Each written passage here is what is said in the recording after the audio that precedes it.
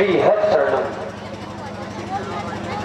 धर्म की धुरी को धारण करने वाली धर्म की धर्मशील धर्मात्मा राम एवं राम के उरंतर स्वच्छंद विचरण करने वाले सुमित्रा नंदन लक्ष्मण, तुम दोनों बंधुओं ने, हमने, हमारे साथ में आया हुआ समस्त ऋषि समुदाय ने महाराज जनक के आतिथ्य को स्वीकार करते हुए अतिथि देवो भव ऐसी धारणा को मन में धारण करके महाराज जनक के द्वारा जो आतिथ्य दिया गया वह हम सभी लोगों ने स्वीकार किया। उस अपराई से आम के बगीचे से सुंदर सदन में स्थान दिया। ये ऐसा सदन है, ये वातानुकूलित सदन है, ग्रीष्म काल के ऋतु में शीतकालीन ऋतु को आनंद देने वाला ये सुंदर भवन। वैसे ये जानकी का भवन है, सुंदर सदन, लेकिन हमारे आगमन के उपरांत इस भवन में हम सभी लोगों की व्यवस्था की गई। राजा जनक के आतिथ्य को स्वीकार करते हुए आपने, हमने, लक्ष्मण ने एवं समस्त ऋषि समुदाय ने भोजन किया है। विचार करता हूँ भोजन के उपरांत अब हमें क्या करना चाहिए, क्योंकि प्रायः लोग कहते हैं भोजन के उपरांत आराम करना चाहिए। नहीं, आराम करने पर वही भोजन विष के समान हो जाता है। तो फिर भोजन के उपरांत हमें करना क्या चाहिए? भोजन के उपरांत हमें पौराणिक कथाएं सुननी चाहिए। पौराणिक कथाएं अर्थात जो पुराण में अंकित हो वो कथाएं सुननी चाहिए। मन में एक प्रश्न आया, पुराण कहते किसे है? कौन सी वस्तु का नाम है ये पुराण?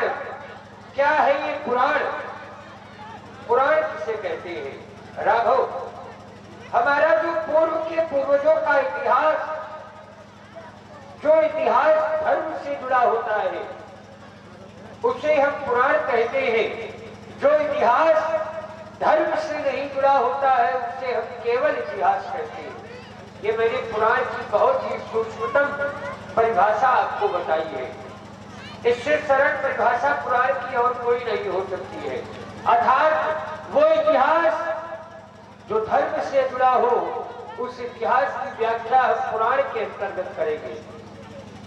आज मैं आपको एक सुंदर पौराणिक कथा सुना रहा हूं जो कि आपके ही वंश की है। आपके वंश में एक राजा हुए, बहुत ही प्रतापी थे, बहुत तेजस्वी थे और दानी भी बहुत बड़े थे। वो नित्य कुछ न कुछ नवीन दान ही करते रहते थे। भूमि दान, वस्त्र दान, गौ दान, आभूषण दान, रत्न दान, नाना प्रकार के दान करते थे। दान का फल ये हुआ कि उनको स्वर्ग की प्राप्ति हुई। राजन को स्वर्ग तो मिला, लेकिन स्वर्ग में एक अपनी घटना घट गई। अपनी घटना क्या घटी? राजा स्वर्ग में रहता, स्वर्ग में भोजन करता, 56 प्रकार के व्यंजनों का आनंद लेता, परंतु उस राजा की कभी क्षुधा नहीं शांत होती थी। अर्थात उस राजा की भूख नहीं शांत होती थी।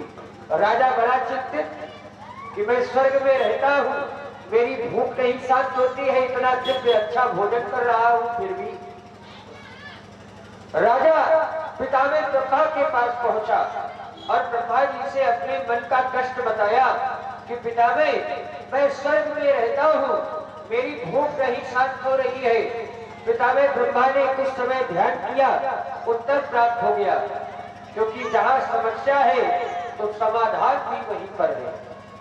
जिस समय पितामह ब्रह्मा ने ध्यान करके देखा तो राजा के कुछ पूर्व काल के किए हुए कृत्य, जो इस कर्म के कारण, जो इस देह में न होने के बावजूद भी उस राजा का साथ नहीं छोड़ रहे हैं।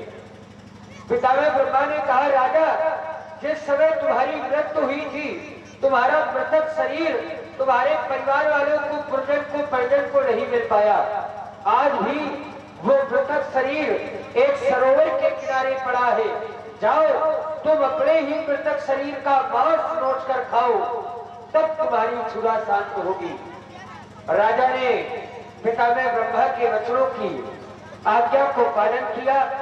वो नित्य स्वर्ग से विमान से आता, पृथ्वी पर अपने उस मृतक शरीर का मांस नोच कर खाता, भूख शांत हो जाती।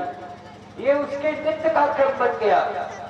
लेकिन एक दिन राजा मन में विचार करने लगा, अरे मैं कितना गंदा काम कर रहा हूँ, अपने ही मरे शरीर का मांस नोच कर खा रहा हूँ, फिर ये शरीर भी दिन पर दिन घटता जा रहा है, फिर मैं क्या करूंगा।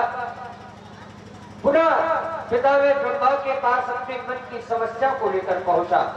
पितामह ब्रह्मा ने कहा, कहो राजन, किस कारण आए हो। राजा ने बताया, भगवान, मेरे मन में ये ग्लानि हुई है कि मैं अपने मरे शरीर का मांस नोच कर खा रहा हूँ और फिर ये मांस भी दिन पर दिन खत्म होता जा रहा है, फिर मैं क्या करूंगा, मुझे इस कर्म से मुक्ति कैसे मिलेगी।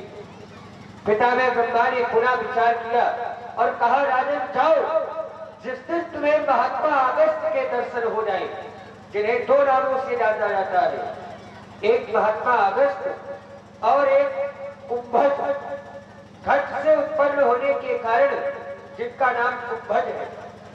कहा, जिस दिन महात्मा अगस्त्य के दर्शन हो जाएंगे, उसी दिन तुम्हें इस कर्म से मुक्ति मिल जाएगी। राजा ने शीश नवाकर पुनः अपने कार्य में लग्न हो गया। एक दिन राजा स्वर्ग से आ रहा था विमान से, नीचे उसी सरोवर के किनारे महात्मा अगस्त्य जी बैठे हुए थे वटवृक्ष की छांव में। महात्मा अगस्त्य जी ने देखा, अरे ये स्वर्ग से विमान आ रहा है, इस विमान में कोई राजा बैठा है। देखा क्या, वो विमान उसी सरोवर के पास रुका और उससे एक पुरुष उतरा और उतरकर अपने ही मृतक शरीर का मांस नोचकर खाने लगा। पितामह के वचनों के अनुसार महात्मा अगस्त्य जी उस राजा के पास पहुंचे और पूछा, अरे राजा, तुम स्वर्ग से आए हो, विमान से आए हो, लेकिन देख क्या रहा हो, तुम मरे शरीर का मांस नोचकर खा रहे हो, क्या कारण है। राजा ने कहा, पितामह, ये कारण तो मुझे भी नहीं पता है, परंतु मेरी स्वर्ग में क्षुधा नहीं शांत होती है, जिसके कारण मैं ये कर रहा हूं। महात्मा अगस्त्य जी ने ध्यान रखकर देखा और पता चला कि राजा ने जीवन में सभी प्रकार के दान किए, लेकिन महात्मा ने राजा से कहा, जानते हो तुम्हें ऐसा क्यों करना पड़ रहा है। राजा ने कहा, मैं नहीं जानता हूं। अगस्त्य जी ने कहा कि राजन, तुमने जीवन में बहुत दान किए हैं, दान का फल ये मिला कि तुम्हें स्वर्ग मिला, लेकिन तुमने जीवन में कभी अन्न का दान नहीं किया। अन्न के दान को न करने के कारण आज तुम्हें अपने ही मरे शरीर का मांस नोचकर खाना पड़ रहा है।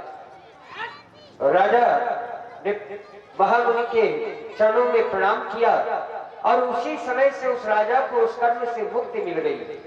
ये राघव, मैंने तुमको अन्न के दान की सुंदर कथा सुनाई है कि दान कितना आवश्यक है, और वो भी अन्न का दान ना करने के कारण एक व्यक्ति को, एक राजा को अपने ही मरे शरीर को खाना पड़ा। राघव, जानते हो ये किस राजा की कथा है। ये तुम्हारे ही वंशज महाराज श्री श्वेत की कथा है, जो कि बहुत ही पराक्रमी प्रतापी राजा थे। हाँ, और ये जो संत थे महात्मा अगस्त्य, ये हमारे गुरुदेव भगवान हैं, जिनकी मैंने एक सुंदर कथा तुम्हें सुनाई। कथा कहते कहते